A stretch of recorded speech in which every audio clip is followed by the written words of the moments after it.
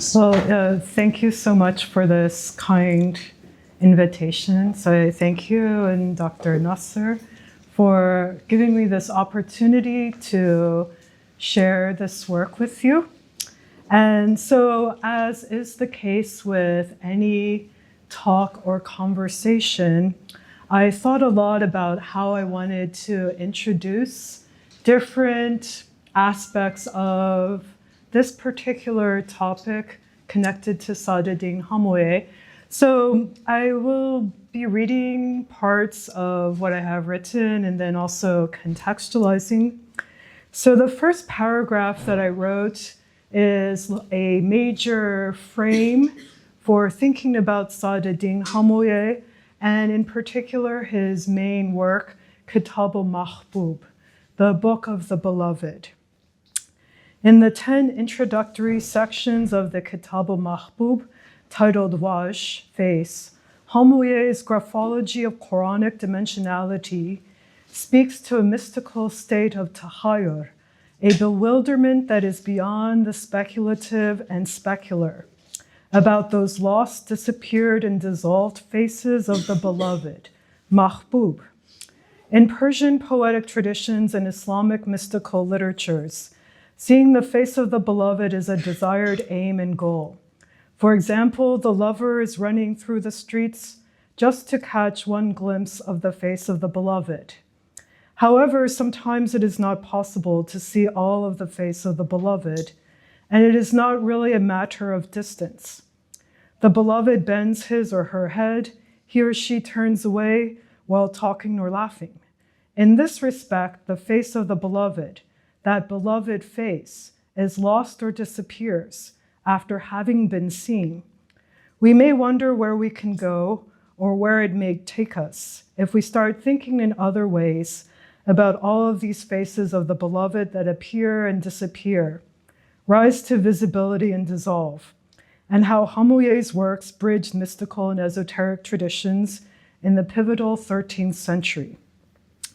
Hamūyeh's Arabic work, Kitāb al-Maḥbūb, the central focus of my talk today, presents points of juncture as well as openings in visualizing the Qur'an and the names of God, with particular reference to Qur'an 20:14. In many respects, he takes an approach that everything is on the surface and can be open to be seen. Can it be said that his is a thought world where there is nothing hidden? That is, everything is hidden in plain sight. For everything inside and inside out is a surface. Then it is not so much a question of depth or the hidden. For example, we can think about ink written with a pen on paper, gives an appearance of depth and deepness, but is not deep in actuality. It is on the surface, like the appearance of a face, the face of a page. Perspectives on the image and writing pronounced in textual traditions within Islamic mysticism, as well as across confessional boundaries, such as the white letters of Hasidism addressed in Moshe Idel's work, bring us to other levels of consideration of surfaces, appearances, the meanings of letters, and word as image. So elsewhere I have written on situating Hamūyeh's manuscripts and diagrams in particular, with attention to calligraphic spaces, or what I call visual images, in his works.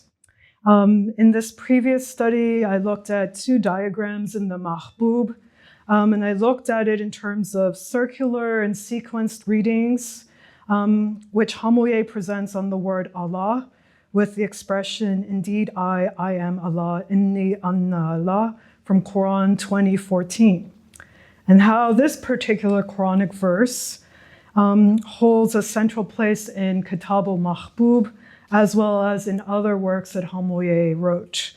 Inni anna Allah is composed of 3 letters, Alif, and 2 letters, Nun. So we could even say the 2 halves, side by side or doubled, we see 2 Nun and 3 Alif in this particular Quranic verse. And we're going to explore today a little bit more of what he is suggesting with these interpretations of letters. And we want to explore as well some of his primary questions, how this begins to shape a discourse, not only related to letter mysticism, but what we could call a Sufi graphology. When we look at parallel manuscript traditions in the 13th century, we see that Hamouyeh's works were very important for other Sufi authors. If we have time today, I might go into a little bit more of this, but definitely I'll mention it as I contextualize a little bit more of who Hamouyeh is, after I kind of set forth a few more ideas that are central to his thought. So keep in your mind this idea of the Alif, the straight line of the Alif, standing straight. But also keep in mind the Nun, the letter Nun, which is a half circle that has a dot. And then imagine, if you wish, even draw it on your notepad for yourself, a circle with a dot in the middle. And that would be two Nun put together. So these are images, visual images that are very important for Hamouyeh, and he includes other ways of understanding these letters, again, primarily in terms of that particular Quranic verse that I mentioned earlier, 2014. So in terms of Alif, so the dissolving and melting of the beloved, the Maḥbūb, into the letter Alif of God's face, Wajh, represents the flat line of God's justice and equilibrium.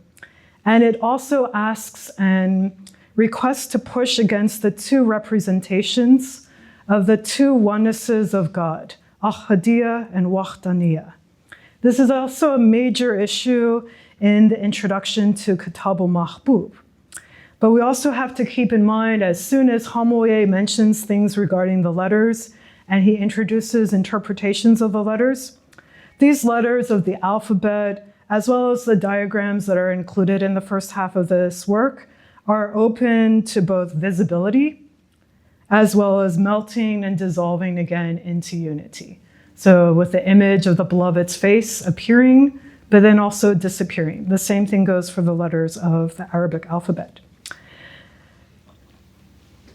In terms of context, so I'd like to point out that when we think about Saʿd al-Dīn Ḥamūyeh, he's definitely important in terms of the 13th century Sufism.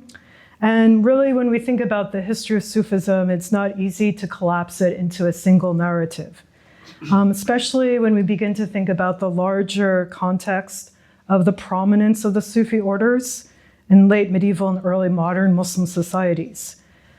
New methodological approaches and concerns centered on Burkhe Khan, for example, and the Islamization of the Golden Horde provide for 13th century Sufism in particular some new frameworks for Islamic literature, Sufi teachings, and indigenous practices that we could say span Central Asia to Anatolia. And so in my research project with my colleague Paul Ballenfod, the main thing that we've really wanted to explore in terms of Hamouyeh in particular is how his mystical messianisms coincided with the beginnings of the Mongol invasions in 1219 in Central Asia, Iran, and the Middle East, and how we can also frame some of the things that he presents in terms of mystical sovereignties, in terms of the energy and activity of the Mongols to replace ruling elites and move their political centers as they created their own capitals. So we can think about how in the 13th century, Karakorum, Amalek, Talas, Maraga, Tabriz, Sarai, and Sarai Jadid were replaced by the Mongols with other capitals such as Kiev and Baghdad, and how the Mongol political leaders elevated mystical sovereignties via the Sufi teachers and family members associated with the Kubravi Sufis and with Hamouyeh's family in particular. Hamouyeh's family had very strong ties with the Mongol political elite, as well as the Duvenis. And we can see in later generations that the Hamouyeh family employed its resources to construct both biographical and literary legacies that give voice to Sufi negotiations as well as negations of power and governance. So what we could call this history of Sufism in both theory and practice definitely poses a lot of challenges for scholars as they explore these vectors of Islamization, intellectual exchanges, and transmissions of Islamic traditions and practices from Central Asia to Asia and Southeastern Europe. And so while a lot of scholars have focused on very specific text sets associated with the Nuqṭavis, the Hurufis, the Qalandars, and the Mevlevi order, Paul and I argue very strongly that through Hamouyeh, we can understand how there's a rise and elaboration of not only mystical discourses concerning sovereignty, but also mystical messianisms. Hamouyeh somehow plays a part in introducing often controversial Sufi teachings, and we've even kind of thought about it in terms of maybe how this marks what we could call a global shift to messianisms in the 13th century, but definitely in post-13th century societies. So the 13th and 14th century circulation of Hamouyeh's texts in both Arabic and Persian are of critical importance for understanding what is mystical messianism. We've also noticed while we worked on the manuscripts that there are shared interpretive questions within Sufism that point to the borderlines between genres of Islamic literature and Hamouyeh's teachings in the post-Mongol period. So I'll just mention a few things here. So we can definitely see there's reception histories of Hamouyeh based on our examination of cultures of reading Kitāb al-Maḥbūb within and outside of Sufi networks. We see a wide range of responses from the polemical to the hermeneutical, often pointing to gross misrepresentations of Hamouyeh's teachings, especially concerning what he had to say about the seal of Walaya, so seal and sealing Khatam al-Awliya. And when we were looking at other things regarding his legacy, at one level of memory, his poetic verses are very important and critical for understanding his messianism. So just a few examples here. Mystical messianism and poetry. We see in later authors' works, especially the works of Nur Bakhsh, who's very prominent within the Sufi tradition, as well as in biographical and hagiographical works, that these poetic verses of Hamouyeh are preserved and often interpreted to present what people consider to be Hamouyeh's predictions of the appearance of the Mahdi. So I've often struggled throughout my life with math. A lot of these discussions get extremely mathematical. I've even kind of coined a new term for myself just to kind of comfort myself, sort of like self-soothing, kind of mathematical messianism. Scholars have looked at some of these works and have tried to understand how Hamouyeh's circle of students made particular predictions and claimed the Mahdi would appear in 751 of the Hijra, 700 years after the birth of the Prophet Muhammad, based on particular poetic verses that have been preserved of Hamouyeh's. Others have presented predictions that were calculating the appearance around 826 of the Hijra. However, when we look at Kitāb al-Maḥbūb, again, kind of thinking about how it was read, how it was interpreted, Hamouyeh shies away from any precise dating. And he rarely speaks about the Mahdi by name. So this is something that we could also consider as a very important way of understanding 13th century Sufism. And we could also say this marks another distinct shift in terms of 13th century Sufism, distinguishing Hamouyeh from better known masters of Sufism like Ibn Arabi and others. Hamouyeh gives a very interesting presentation of not only cosmology, but eschatology. And then to kind of go back to our main frame for this talk today, in the Kitāb al-Maḥbūb, the points of contraction and expansion of God to reveal himself better to himself occurs through the names, through the letters, through the Nuqṭa, the diacritics of the Arabic language. They're pronounced, they're vocalized, or left unspoken. From one vantage point, This seems to set up the limits of temporal extensions within an expanding panorama of infinitude.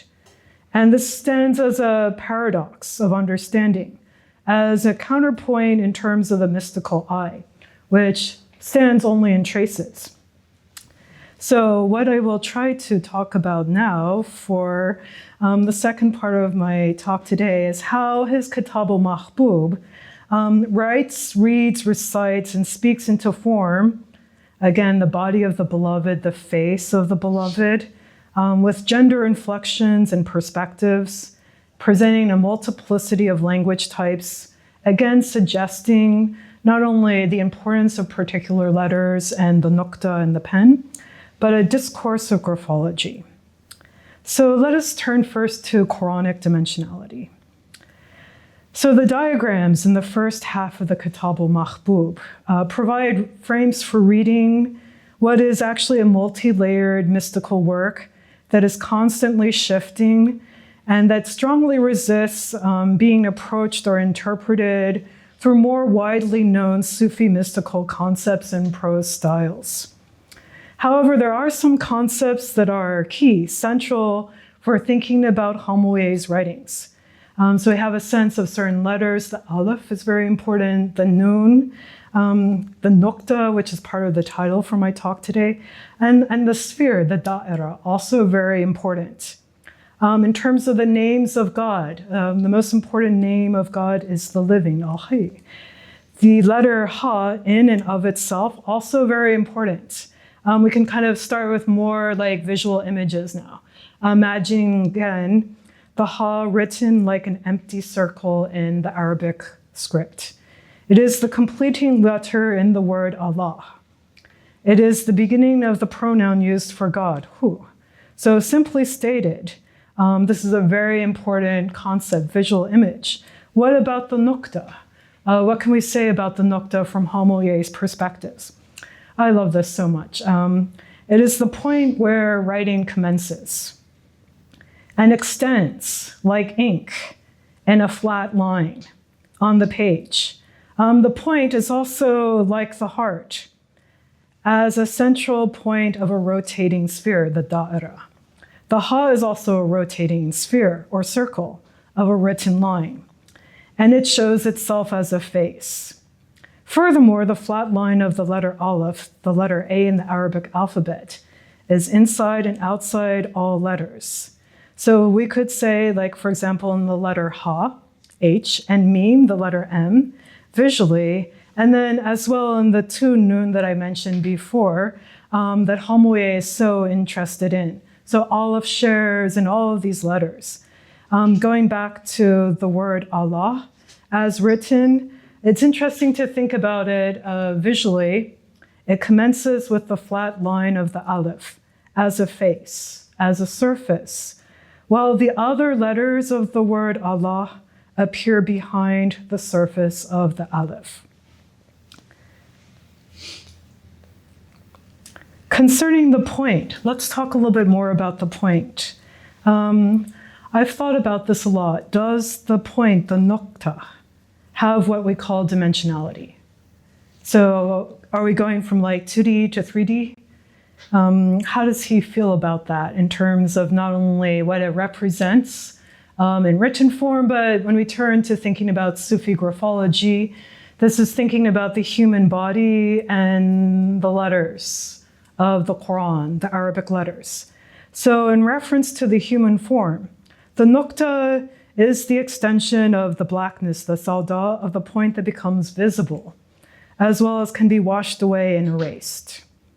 In relation to the Messianic landscape that Hamouyeh is imagining, we can also think about the Nuqṭa as what is seen and being seen. So in that sense, it has dimensionality. What we see has some kind of dimensionality. But this Nuqṭa, it has a form, but the form, again, it's subject to certain types of visibility, which means that it's appearing, it's disappearing, we see it, we don't see it. We could even say that the form itself, the Nuqṭa, is melting. What that would be like is that it's melting, but in a sort of time lapse. in a slow disclosure, as Hamūyeh would say, in a key passage from the Misbah. He provides another perspective on this melting point, ways that are very useful to consider and contemplate. So the melting point is also the point in and of itself, as the Nuqṭa that forms the diacritics that mark, pronounce, distinguish, and articulate the letters of the Arabic alphabet. The point is also the world up close, and its expansion as well as manifestation to the ultimate world, as the world of return. This is what Hamūyeh says: the appearance of the point as letters manifest themselves through the greatest point, which is the first pearl that God looked at, and the smallest one, which is the root of the human being's return, from the throne up to the seas. So what I would like to do and what follows is to kind of give a chance to all of us to think about the ways that the point and the letters are connected to Hamūyeh's thoughts, and how there's also some inferences and some connections between the letters, the pearl, the point, water, sea, river, and flood. So there'll be a short quiz afterwards. 3 questions, multiple choice. This is really interesting to think about. So not only are the letters melting, but we kind of think about what happens in terms of the pearl. The pearl is also like the Nuqṭa. The pearl is very significant in terms of acts of writing and the letters. In Kitāb al-Maḥbūb, there's a passage of intimate conversation, which brings to the foreground God's glance, like the pen, which transforms the pearl, the Nuqṭa, into water. The changes that follow after this glance are such that the essence of life appear between water and air. So the name Al-Hay features in this. The letter Ha of the loved one, Habib, is written as one of the most sublime letters of God's glance. The 2 letters Ha that are written with this glance become unified as the Ha of him, unique, no God except him. Quran 20, verse 8. Rising to visibility from then the flat line of the Alif. Then we could say means to Hamūyeh everything that is being opened to be seen. And we see in the Kitāb al-Maḥbūb that the letters of the Arabic alphabet are open to both this arising to visibility and this melting and dissolving into unity. So these understandings shape concepts as well as their written forms, we could say in Hamūyeh's works. And the shape that they begin to take are visual images connected with the Arabic letters, the names of God, but they are constantly shifting and changing, like running and flowing water. We see in a short treatise by Hamūyeh, and in a set of examples that he presents, also based on the Quran, Quran 20:20, Musa's staff is like a snake, Hiya, that moves like the water of the sea of life, as well as the river of light, sliding, Quran 20:20. So whether it's a snake or a staff, Hamūyeh says it's written like the letter Ha. It is like a pen. So we see all these sort of transformations taking place. The pen, he says, in this particular instance, is in the hands of Noah and the sealer of God's friends, the Khatam al-Awliya. The Alif is the pen and the Ya is the hand. So this features prominently in his mystical Messianism. This highlights not only what I like to call intra-prophetic convexes and concaves, but also where things merge and flood together. And we get a really good sense of this merging and flooding together of prophetic history in particular when we look at what Hamūyeh has to say about Noah's flood. Interestingly, in terms of Noah's flood, Hamūyeh says this is part of the Messianic landscape. This flood did not come all at one time. It came gradually. It spread, it flowed, it flooded as water, river, and sea. And the flood is spreading and flooding until the end of human history with the sealer of God's friends. So this is a very significant way of trying to understand how things are also rising to visibility, but under these particular, we could say, messianic conditions of flux. Some other things that I wanted to point out here in terms of thinking about the letters. We have the heart. I mentioned before the Nuqṭa. Each Nuqṭa, in a sense, represents the white and black of soul. And we could actually say that the two colors point to registers and inflections of the Nuqṭa. So this is also very interesting in terms of thinking about letters, graphology. We often think about the black ink. And Hamūyeh says that we can also think about not only the black Nuqṭa, but the white Nuqṭa. This is something that's very distinctive. When he's thinking about, again, how there's a merging together of both the white and the black of soul, and the inflections of the Nuqṭa, he understands this to mean that this is how the Alif itself comes to be standing straight, rising out of darkness, rising to visibility, and unifying the two souls, that of the Prophet Muhammad and the seal of God's friends, as one Alif, like a written line in a flat line. So tracing all of this circularity with respect to the letters of God and the Nuqṭa gives us a chance now to begin to think about how this would relate to some of Hamouyeh's concepts within 13th century Sufism, and how Hamūyeh considers that this face was revealed to the beloved by God's letters, and how God revealed himself to him. So I have a translation here for you from the Maḥbūb. So God, Allah hid in the beloved by his originary and new love, the truth of the point, al-Nuqṭiyah, and the polarity, al-Qutbiyah, and he gave him an allotment from these two among the higher meanings and the high ecstasies, making him in reality a pole in the universe of his contemplation and a point in the circle of his existence, so that the spheres revolve around his sphere, and in him appear the universes in his encompassing universe by which he is. So in terms of thinking about other aspects of Hamūyeh, I just wanted to mention very briefly, in part of my larger study, I did give a lot of time to comparing Hamūyeh with Saʿd al-Baghdadiyya, who is a very important 13th century female Sufi from Baghdad, who writes two treatises that are centered around dream narratives, in which Ibn Arabi taught her the correct commentary of Mashahid. And this is something that Suad Hakim has worked on.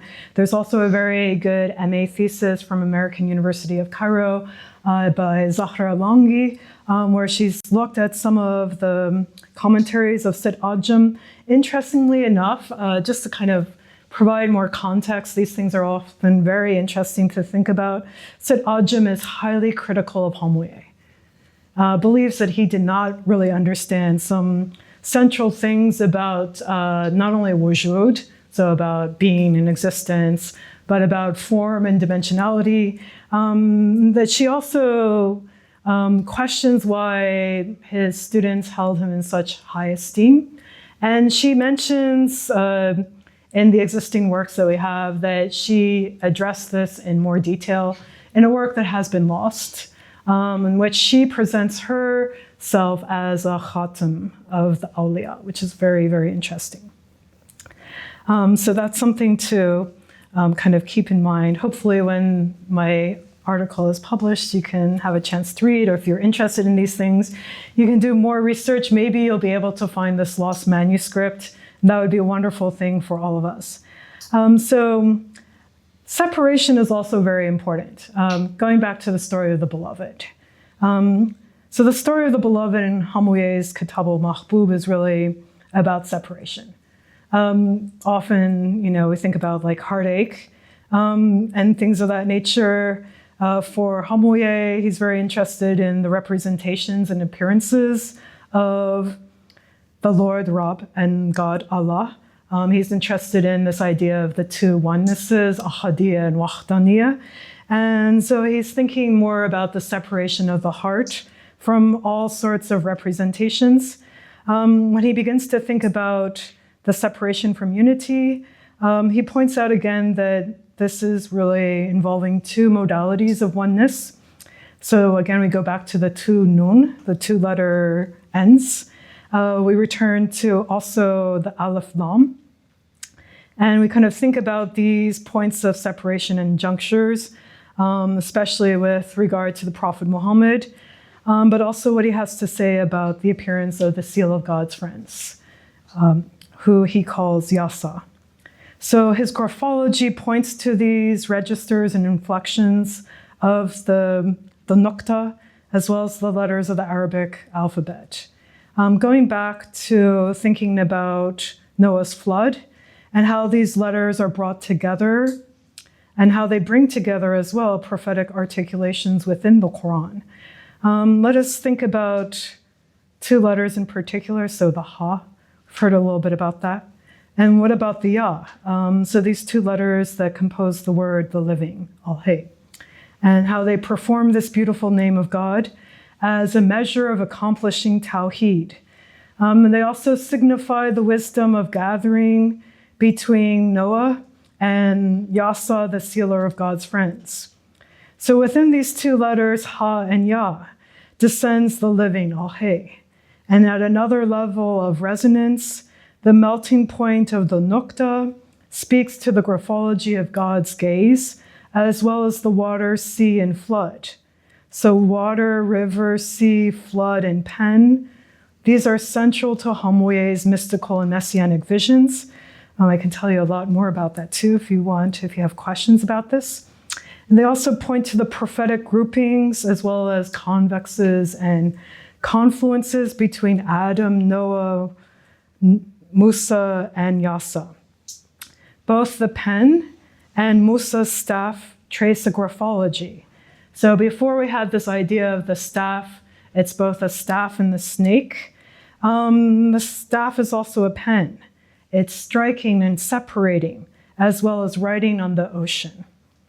It mirrors the ancient ocean of Quran 31:27, with the staff as a pen in their hands.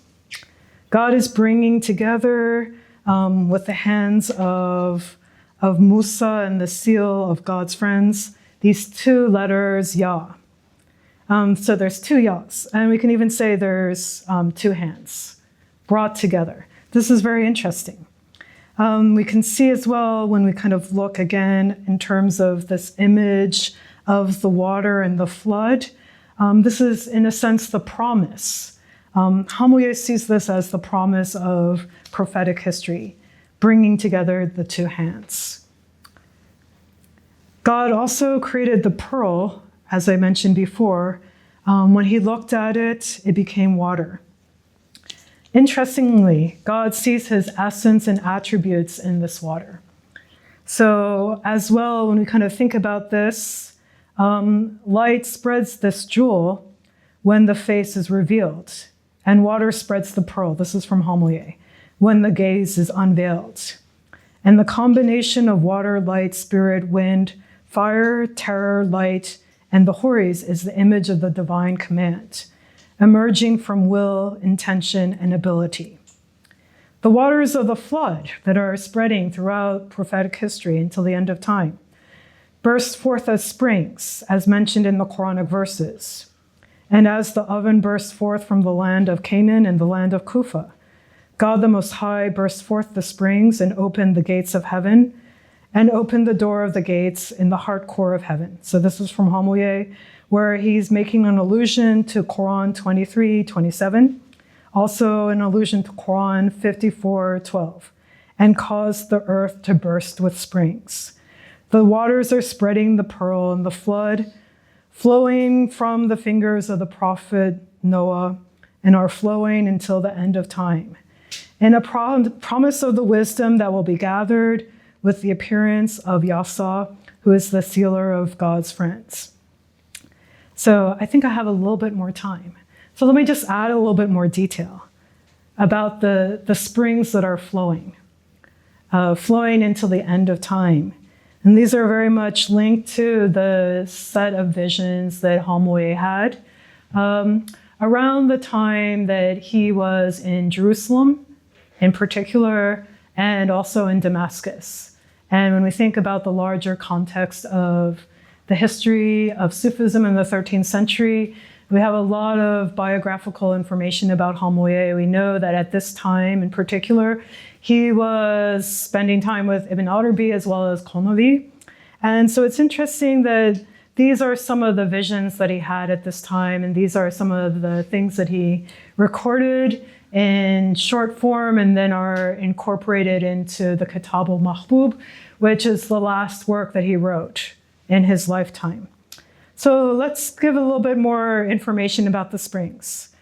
There are 14 springs in the east and the west, and they are gathering together the secret in terms of the fingers of the hands of Noah and the sealer, specifically in terms of the letter Yah that they bring together in their hands.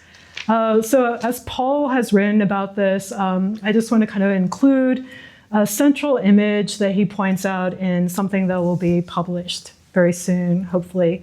So we can make another kind of distinction, use another image that distinguishes Ibn Arabi from Hamūyeh. When we think about hands and fingers, it sounds like kind of interesting in terms of graphology and in terms of the letter mysticism. But there's a major comparison that can be made in terms of fusus. That we think about this major work by Ibn Arabi, the ring setting, the stones, the gems in the ring setting. So important for Ibn Arabi in terms of thinking about Sufism, prophetic history, about walaya, about the seal of God's friends. So we can think about Ibn Arabi, the ring itself, and the ring, the structure of the ring. And we have like a lot of wonderful books that have been written about this, translations of fusus, where they bring this into translation in different ways from the Arabic text. Hamūyeh isn't thinking so much about the structure of the ring, but he's thinking about the small little finger, which is where the ring is placed in terms of the sealer of God's friends. This is very interesting. The hands are brought together. The sealer, his small little finger, is what is so important to understand. The 10 perfect springs are flowing from Noah's fingers. And we can like think about the sealer of God's friends as also kind of culminating, bringing together all of these springs through something that's so weak and insignificant like the little finger. So yeah, I think I'm gonna end there, but thank you so much for allowing me to share some of this work.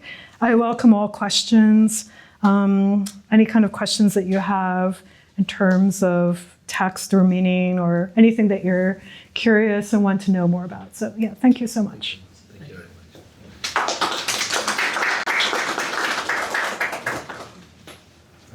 much. Thank you very much for this very rich lecture. You mentioned that Hamūyeh was in Damascus, so where he met Ibn Arabi and Konavi. So this should be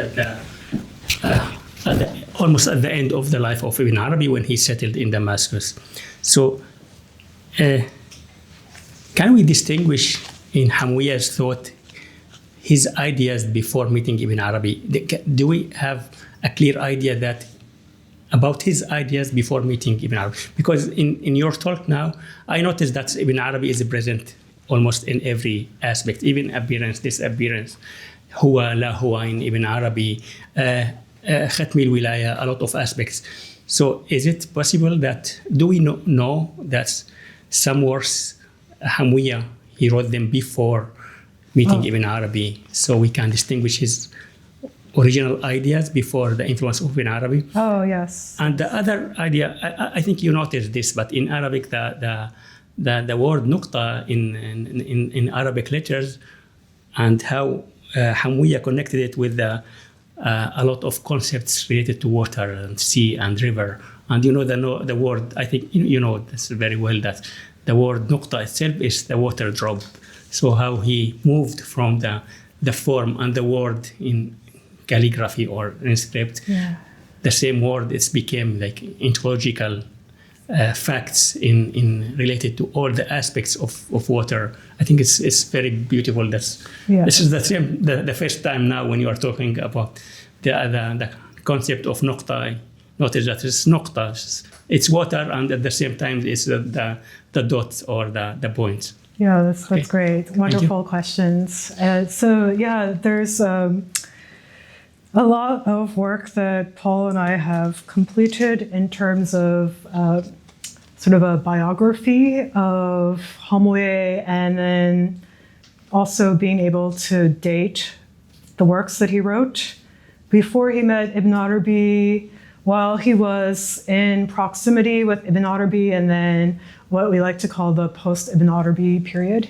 And so it's very interesting. There are some passages in one of his earliest works which address how he had very specific visions of letters being given to him by the prophets.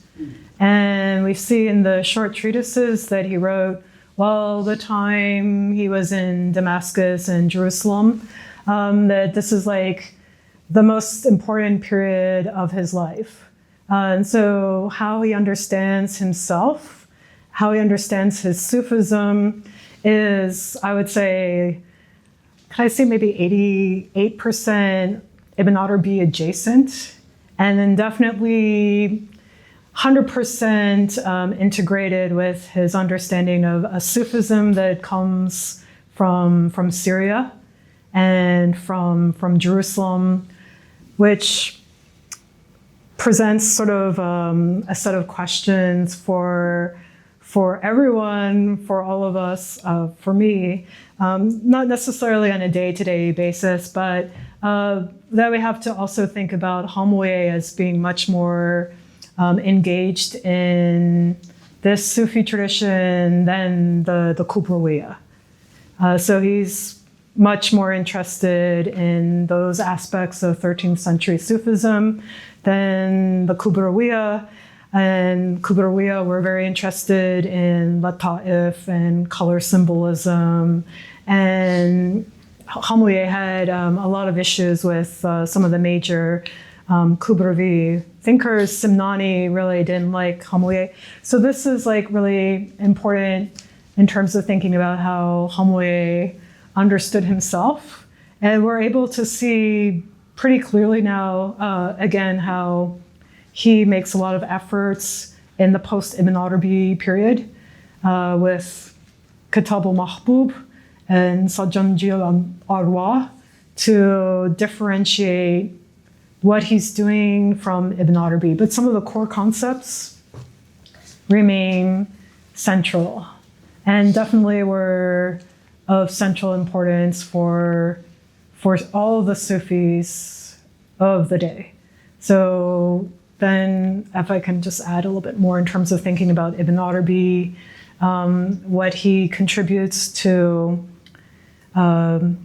mystical discourses and mystical sovereignties, 13th century, post-13th century, is of critical importance for everyone, including Hamouyeh. But he does a sort of like turnabout where he becomes Messianic in a different way than Ibn Arabi. It's a less politically structured Messianism. but it seemed to have been very appealing for different communities, and definitely amongst the Shia from the time of Hyder Amali onward. It was important in terms of how they understood walaya. And then, yeah, in terms of Nuqṭa, it's great. Like everything goes back to this this idea of the water, and even structurally, like the Maḥbūb, we could even say it's structured to be kind of representing this kind of running and flooding of water. And we see in his Misbah, which is his Persian work that's most well known because it was edited by al-Haravi, that there's a lot of discussion about this Nuqṭa as a drop of water, and kind of imagining it as well as a central kind of flowing feature of cosmology. And the drop is also, think about meme, so the drop is within the letter meme too. So, yeah, thank you so much.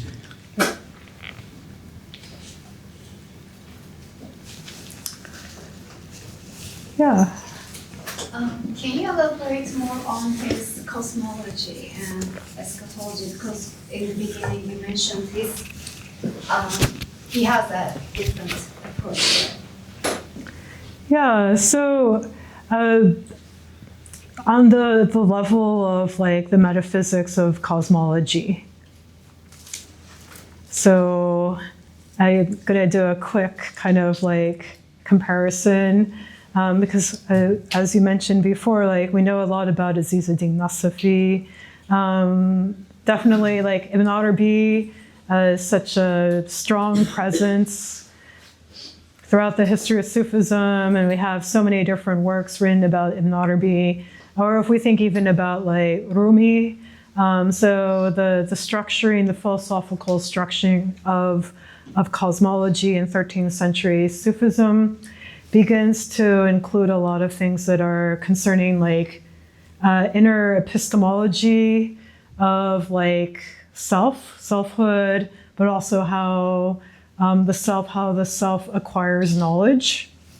I think this is maybe like too much of a generalization. And so one of the features within Hamūyeh is that he's just like this knowledge, the metaphysics of knowledge cannot be upheld or held on to at any time.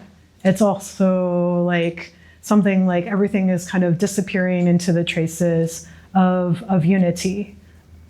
He would probably even like hesitate to say that when we talk about Tawheed, that we should even use the expression in English translation of God's unity. He would probably be considered in some regards to be a monist in that sense, but a deconstructing monist.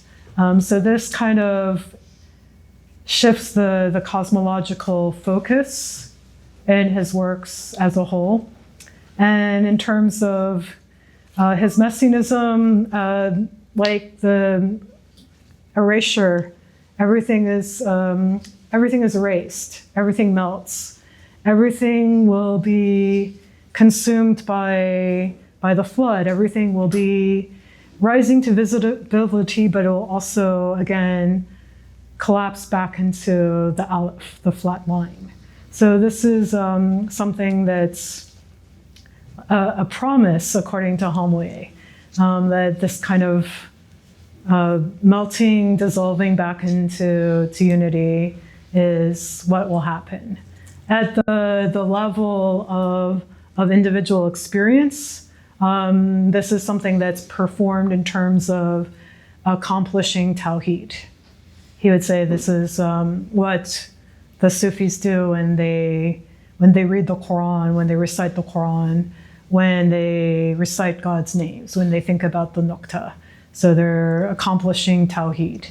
But that would be like, again, shall I use the word sort of like a kind of a melting, a way of like disappearing everything, erasing everything, which is that that line of separation between self and God, or unity.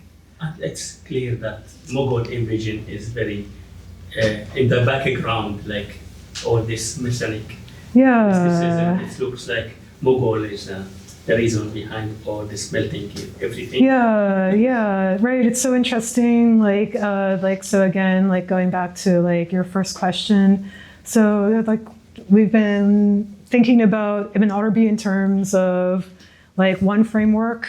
What are the things that Hamouyeh brings from, say, the Central Asian Sufi traditions into his works? What do we see in terms of even we could call like indigenous understandings from the 13th century? Does that enter into his reading of the Quran, his interpretation of the Quran? It's like still very hard to know for sure, but yeah, hopefully it'll become clear. Yeah. So definitely in the 13th century, the 14th century, like if you were called a monist, that would be like, oh, please don't call me a monist. So people like in the 14th century were like, oh yeah, so Hamouyeh, definitely a monist. Aziz ad-Din Nasafi, definitely a monist. Ibn Arabi, also a monist. And so there's like a lot of like, again, kind of cosmological questions about like, why are they so monist? What does that mean?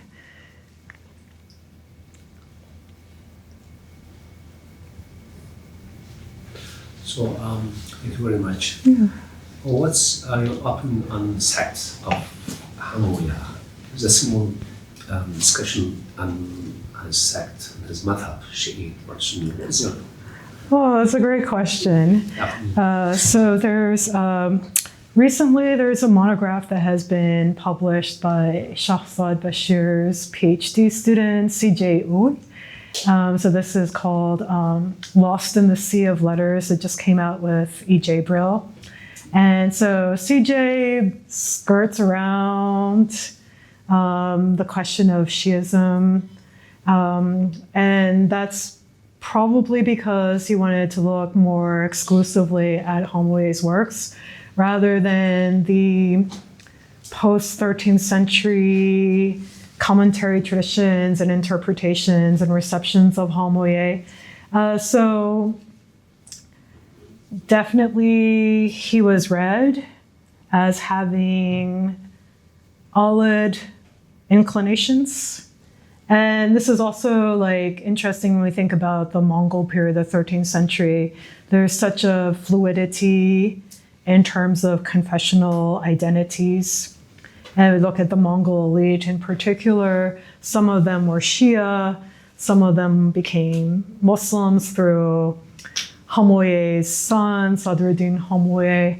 And we see that there's like this great interest in trying to understand Hamouyeh's Messianism through a very Shia lens, especially because he's very quiet about the Mahdi. And a lot of the passages that are, I call them, I like to use this catchphrase, so I have to apologize, but Mahdi adjacent. There's a lot of things that he writes about where we could say like, yeah, this might have really great level of resonance with what Shi'i authors who are from Damascus were writing at the time of Hamouyeh. And so there's definitely some work that's been done by someone who just finished his PhD at McGill University, Saleh Pezman. So we know that there were contemporaries of Hamouyeh who were in Damascus, who were writing about similar issues. And we can see in terms of Hamouyeh's works that while he may not be seeing himself entirely in terms of a school of thought, and he kind of like pushes back against that a lot. That seems to be his personality. He does have a sense of how people were discussing things. He uses Shia hadith And when we look at the history of Wilayah itself, as a concept, we know that there's a lot of like fluidity between Shiism, Sunni Islam, and Sufism in terms of what it means, what it represents. So I see that as something that Hamouyeh is anchoring himself in, but he would probably resist having some kind of identity. Yeah. Thank you. I often wonder what it would be like to meet Hamouyeh. You know, this is like something that people sometimes pose as a question, like if you could go back in time and meet anyone, have a meal with one famous person from the past. So I often wonder what he would have been like. And we have a lot of like accounts of him. We have a biography that's written by his grandson. So we know a lot about Hamouyeh. And again, there's something very strong about his personality and the way that he had his visions features prominently in the hagiographical works and in the biography. So again, as a kind of contrast or comparison, I've shared this with one of my colleagues who works on Ibn Arabi. So and we literally have like passages about Hamouyeh like hugging a rock outside of Jerusalem. The letters appeared engraved on the rock, and he falls into a mystical vision for a couple of days. So we know that these are things that are very much part of his personality. But yeah, having a meal with him, like what would that be like? Would it be socially awkward? Would he, what would he eat, right? These are things that would be interesting to know more about. In terms of like Sufi practice, how he practiced his Sufism compared to other Sufis. So just I want to return to your answer for my question. Writings of Hamouyeh before meeting Ibn Arabi and after, is it clear that there's distinction in his thought or continuity about the influence of Ibn Arabi or? Yeah, I would say there's a clear distinction. There's a lot of things that both Paul and I have found as we've looked at the manuscripts. And we also know that there are a lot of works that people cataloged and they assumed were written by Ibn Arabi, but they were actually written by Hamouyeh. And there's a clear difference, and especially in terms of not only how he interprets the letters, but how he understands like the structure of Wilayah, the terminology that he uses for the awliya and things of that nature. So yeah. But it's clear that these books were written before his trip to Damascus. Yeah, before and afterwards. Yeah. So he definitely, probably around 632 of the Hijra, definitely had a set of like visions that kind of construct the cornerstone of his own Sufi teachings. And then when he's with Ibn Arabi and Qolnavi, then this is something that he engages in more deeply, and he sees himself as accomplishing Tawheed. He sees himself also, as could be the case with other individuals, as someone who's a seal and sealing, in terms of accomplishing Tawheed. So that kind of understanding is like, again, a little bit different than Ibn Arabi, but it still deeply resonates. Yeah. So yeah, if you put a short treatise of Ibn Arabi, say like Kitāb al-Bahr, and put it next to like Hamouyeh's short treatises written between 632 and 635 of the Hijra, you can tell a difference. You can see a big difference. they also exchanged letters with one another. And this is very interesting. What they were talking about, what they wanted to talk about, what they wanted to discuss. And interestingly enough, like, Ibn Arabi did not reply to all of Hamouyeh's letters. So he must have been very busy, but still. So we kind of see that those letters are really kind of looking at Hakim at-Tirmidhi, and they're really concerned with thinking about wilaya. Don't really get that much into like the meaning of the letters, but are kind of thinking about like, what is wilaya? You know, what did Tirmidhi say? Like, how do we understand seals and sealing? And then it seems after that, Hamouyeh has his own things that he has to say. He would probably say that's how it is, right? You know, and Ibn Arabi would say that's, you know, everyone has their own, like, you know, mi'raj, right? Yeah, thank you.